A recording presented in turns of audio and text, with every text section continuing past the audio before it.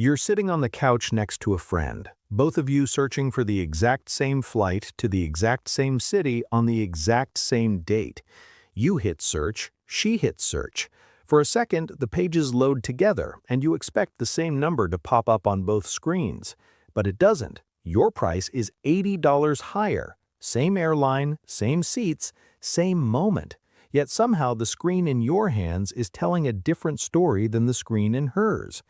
And that moment feels weird because it doesn't look like a sale or a discount or a normal price change. It feels like the internet quietly decided the trip is more expensive for you. And once you notice it, a question starts nagging at you. How can two people sitting in the same room at the same time looking at the same flight see two different prices? It's tempting to assume it's a glitch. Maybe the page refreshed differently. Maybe the seats updated at the wrong second. But the more you see this happen, the harder that explanation is to believe, because the pattern shows up again and again. What finally clicked for me was realizing the price isn't just reacting to demand, it's reacting to the person looking at the screen. In other words, the number you see isn't just about the flight, it's about you. Here's what I find fascinating about this. Pricing online isn't always a fixed tag anymore. Behind the page is software constantly adjusting numbers based on signals, your browsing history, the device you're using, how many times you've looked at the same trip, sometimes even the general area your internet connection comes from. Put all of that together and the system builds a quick guess about how likely you are to buy. And that guess can quietly influence the price you see. The easiest way I found to picture this is to imagine walking into a store where the price tags change depending on how you look when you walk through the door. If you look rushed, the tag suddenly climbs a little higher. If you wander around slowly and hesitate, the tag drops, almost like the store is trying to pull you in. At that point, you're not just buying a product, you're being priced according to the snapshot the system took of you. Let's unpack why this works on us. When we shop online, we leave tiny behavioral clues everywhere. Clicking the same route 3 times in a week suggests interest. Opening the page late at night before a trip suggests urgency. Even the type of device can hint at spending patterns. None of those signals prove anything by themselves, but together they create a rough profile of how motivated a buyer might be. And once a system believes someone is highly motivated, the price doesn't need to work as hard to convince them. That's the subtle shift. The number stops being only about supply and demand and starts being about probability. What's the highest price this particular person might still accept?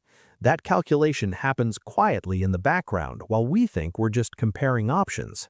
Last month, I tried a small experiment at home. I searched for a hotel on my laptop and the price came back at $220 for the night. Out of curiosity, I asked my wife to check the exact same hotel and the exact same dates on her phone. Same Wi-Fi, same room. We did it 5 minutes apart. Her screen showed $185. Nothing about the hotel had changed in those 5 minutes. The building didn't suddenly become quieter or busier. The room didn't upgrade itself. The only thing that changed was the digital trail attached to the device doing the search. My laptop had been looking at that trip for weeks. Her phone had not. So what do you do with that information? The practical tricks are simple. Clear your cookies, open an incognito window, check the same booking on a different device if you can. Those steps don't erase the entire system, but they do remove some of the signals the algorithm uses to guess who you are. But the bigger shift is behavioral. When I'm checking a price now, I try not to act like someone who must buy immediately. I click around a little, I look at different dates. Sometimes I leave the page and come back later. It sounds small, but hesitation often reads like comparison shopping, and comparison shopping tends to trigger lower prices than urgency does. Desperation looks expensive, curiosity looks patient. Now, if you're on the other side of this, running a business or sell something online, dynamic pricing itself isn't automatically wrong.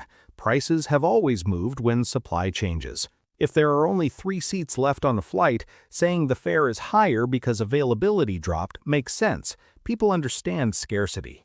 The problem starts when the explanation disappears, when the number rises not because the product changed, but because the system believes the person looking at it seems eager. That's where transparency matters. If a price moves, tell the customer why. Clear reasons build trust. Hidden personalization erodes it.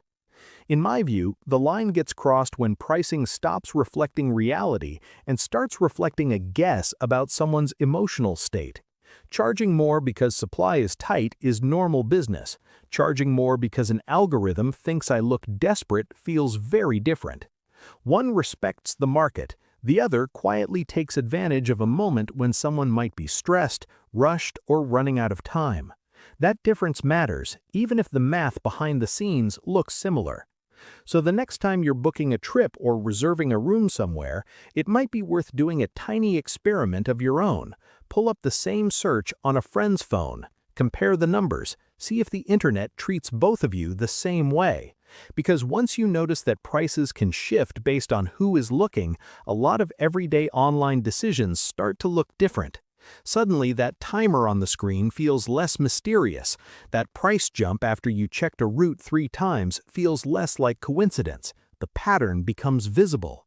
And once a pattern becomes visible, you get a little power back as a buyer. You pause, you compare, you question the first number you see instead of assuming it's the only one that exists. I'm genuinely curious about your experience with this. Have you ever checked a price on someone else's device and seen a gap? How big was it? I'll start with mine. I once watched a flight listed at $300 on my laptop drop to $220 on my wife's phone. Same flight, same time, just a different digital fingerprint. If you've seen something similar, share the difference in the comments. The more examples people compare, the easier it becomes to recognize the pattern. And if you want to keep exploring how pricing psychology quietly shapes our decisions, that's exactly what this channel is about. Not outrage, not conspiracy theories, just slowing down long enough to see the systems influencing everyday choices. So if that kind of awareness sounds useful to you, consider subscribing. See ya.